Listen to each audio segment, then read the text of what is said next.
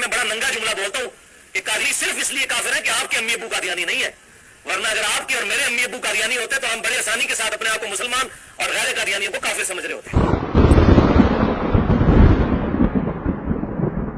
قادیانی صرف اس لیے کافر ہے کہ آپ کے ماں باپ قادیانی نہیں ہیں، ورنہ اگر آپ کے ماں باپ قادیانی ہوتے تو قادیانی مسلمان ہوتے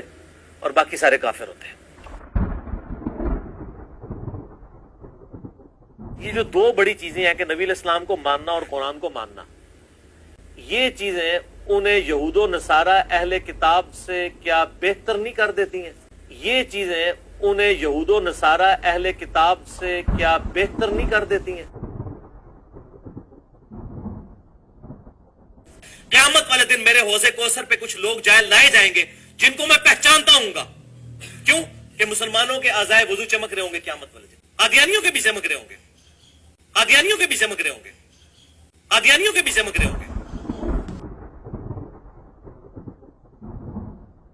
اور معذرت کے ساتھ ایک ہی بڑا ہمارا ان سے اختلاف ہے نا ختم نبوت پہ، اس میں انہوں نے ترجمہ ٹھیک کیا ہوا ہے، آپ کے علماء نے غلط کیا ہوا ہے،